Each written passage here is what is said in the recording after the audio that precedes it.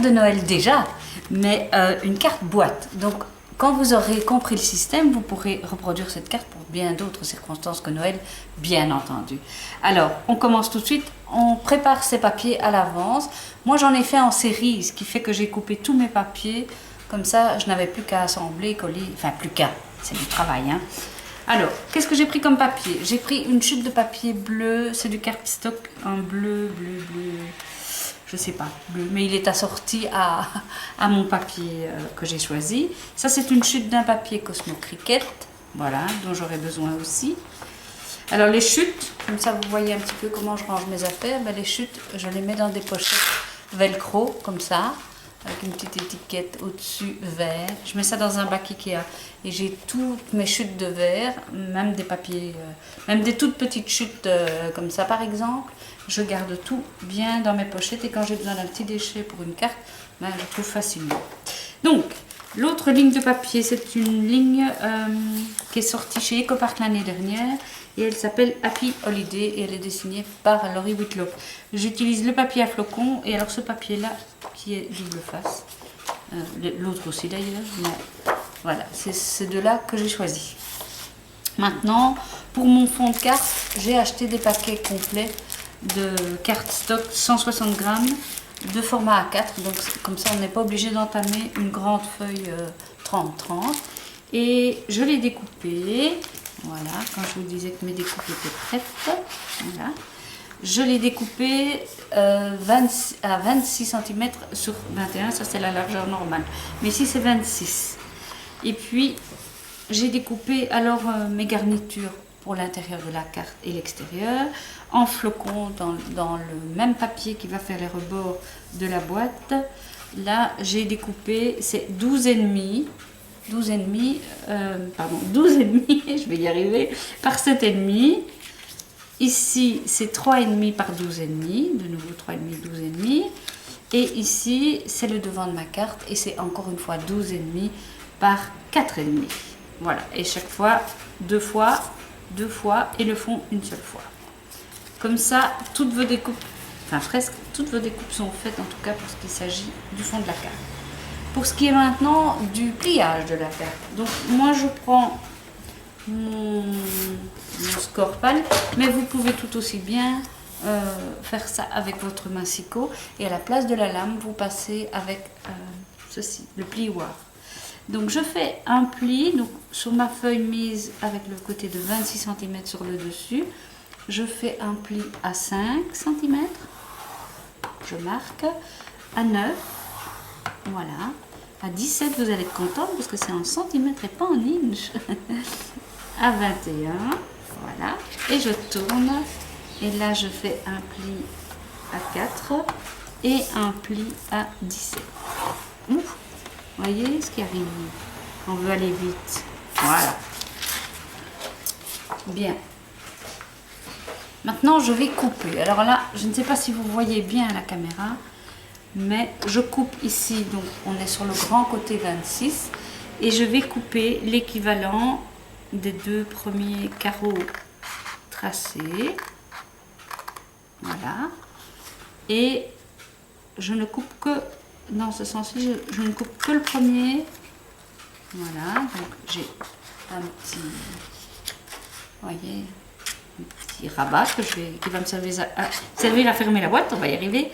Et ici, je coupe un triangle afin qu'il n'y ait pas trop d'épaisseur et que j'ai plus facile à le coller. Et alors, je fais ça des 4 côtés de ma page et vous verrez à quoi ça ressemble.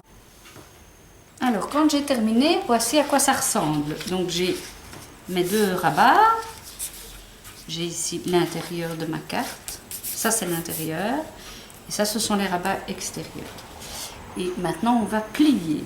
Alors on plie d'abord ici, donc je vais choisir ce côté là comme intérieur, c'est plus joli. Vous ne le voyez pas, mais moi je vois la différence. Donc je plie vers l'intérieur le premier pli, vers l'extérieur le second. Même chose de l'autre côté. Vers l'intérieur, vers l'extérieur. C'est super important de bien marquer vos plis. Attendez voir. Voilà, ça me bien. Il y a quelque chose qui n'allait pas. Voilà. Ici, je marque vers l'intérieur. Ceci également vers l'intérieur. Voilà. Indispensable que ce soit bien droit. Hop, hop, hop.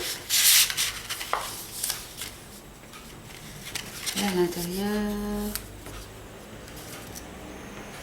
Et vers l'intérieur. Voilà.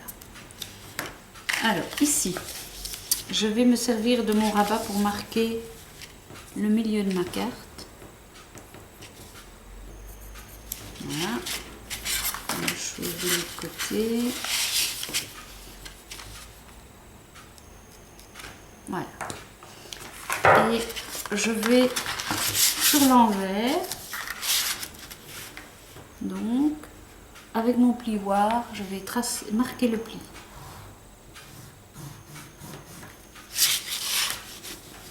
De part et d'autre, et c'est ça qui permettra de faire que la boîte se plie quand on referme la carte. Voilà, voilà.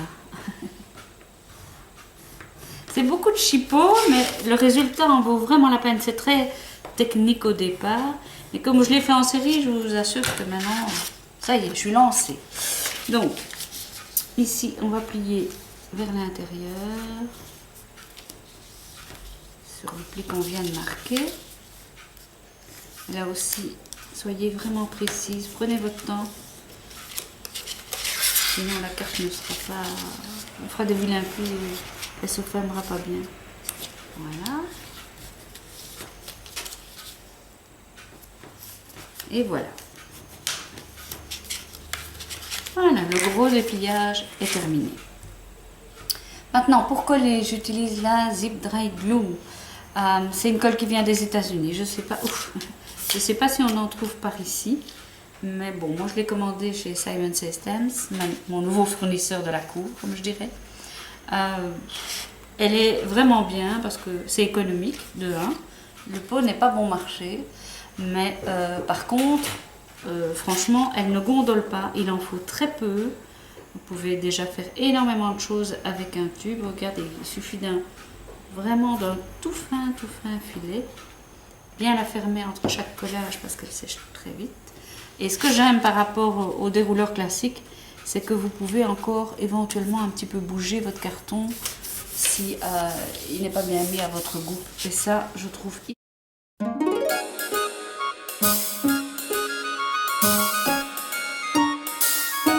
Oh, the weather outside is